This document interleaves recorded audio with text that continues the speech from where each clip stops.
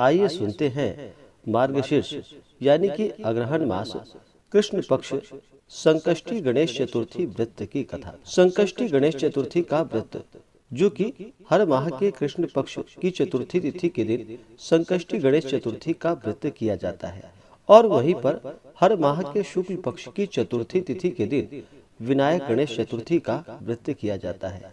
इस व्रत में जो कि भगवान गणेश जी का पूजन किया जाता है। भगवान गणेश सभी प्रकार के विघ्नों को हरने वाले हैं, सभी प्रकार के विघ्नों को दूर करने वाले हैं तथा सभी प्रकार के मनोरथों को पूर्ण करने वाले हैं। तो आइए सुनते हैं मार्गशीर्ष कृष्ण संकष्टी गणेश चतुर्थी व्रत की कथा। तो बोलिए प्रेम से भगवान गणेश की जय, भगवान भोलेनाथ की जय, माता पार्वती की जय, सर्वदेवी देवता की जय। माता पार्वती ने भगवान गणेश जी से पूछा कि अगहन कृष्ण पक्ष संकष्टी चतुर्थी क्या कहलाती है, उस दिन किस गणेश की पूजा किस रीति से करनी चाहिए। तब भगवान गणेश जी ने उत्तर दिया कि हे हिमालय नंदिनी, अगहन में पूर्वोक्त रीति से गजानन नामक गणेश की पूजा करनी चाहिए। पूजन के बाद अर्घ्य देना चाहिए। दिन भर व्रत रहकर पूजन के बाद ब्राह्मणों को भोजन कराकर जौ, तिल, चावल, चीनी और घृत का शाकला बनाकर हवन करावे तो वह अपने शत्रुओं को वशीभूत कर सकता है। इस संबंध में हम आपको एक प्राचीन इतिहास सुनाते हैं जो कि प्राचीन काल में त्रेता युग में दशरथ नामक एक प्रतापी राजा हुए।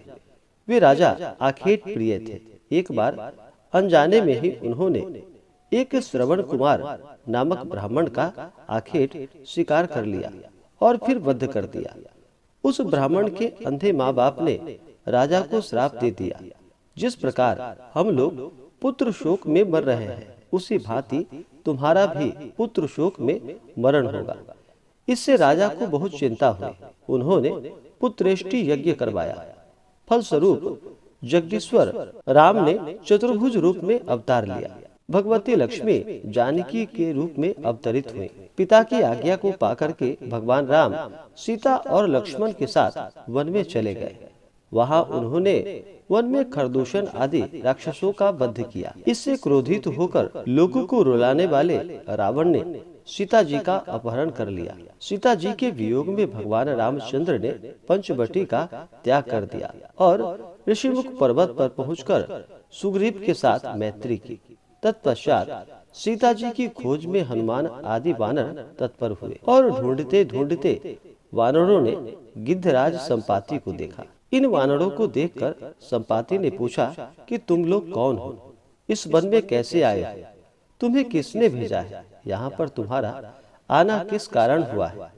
संपाति की बात को सुनकर वानरों ने उत्तर दिया, भगवान विष्णु के अवतार दशरथ नंदन राम जी और लक्ष्मण जी सीता जी के साथ दंडक वन में आए।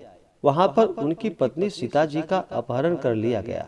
हे मित्र, इस बात को हम लोग नहीं जानते कि उनकी बात सुनकर संपाति ने कहा कि तुम सब रामचंद्र के सेवक होने के नाते हमारे मित्र हो।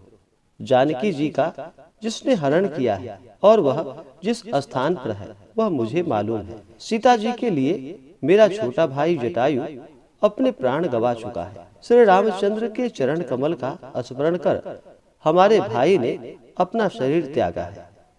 यहाँ से थोड़ी दूर पर समुद्र है और समुद्र के उस पार जो कि राक्षस नगरी है, वहाँ अशोक के पेड़ के नीचे सीता जी बैठी हुई हैं। आप लोग देखिए, रावण द्वारा अपहृत सीता जी अभी भी मुझे दिखाई पड़ रही है। मैं आपसे सत्य कह रहा हूँ, सभी वानरों में हनुमान जी अत्यंत पराक्रमीशाली हैं, अतः उन्हें वहां जाना चाहिए।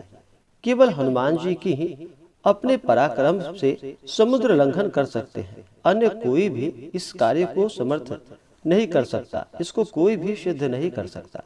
संपाति की बात को सुनकर हनुमान जी ने पूछा कि हे संपाति, दुस्तर समुद्र को मैं किस प्रकार पार कर सकता हूँ। हमारे जब वानर उस पार जाने में असमर्थ है तो मैं ही अकेला कैसे पार जा सकता हूँ। हनुमान जी की बात को सुनकर संपाति ने उत्तर दिया कि हे मित्र, आप संकट नाशक गणेश चतुर्थी का व्रत कीजिए।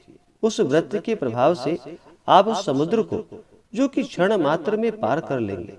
संपाति के आदेश से संकष्टी चतुर्थी के उत्तम व्रत को हनुमान जी ने किया।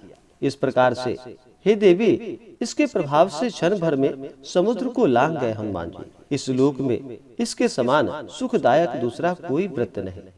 इस प्रकार श्री कृष्ण जी भी युधिष्ठिर से कहते हैं कि हे महाराज युधिष्ठिर, आप भी श्री संकष्टी गणेश चतुर्थी का व्रत कीजिए और फिर इस व्रत के प्रभाव से आप क्षण भर में अपने शत्रुओं को जीतकर संपूर्ण राज्य के अधिकारी बनेंगे।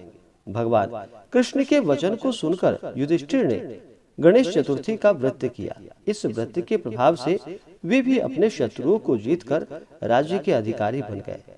इस प्रकार से मार्गशीर्ष कृष्ण पक्ष संकष्टी चतुर्थी व्रत की कथा पूर्ण हुई। तो बोलिए प्रेम से भगवान गणेश की जय, भगवान भोलेनाथ की जय, माता पार्वती की जय।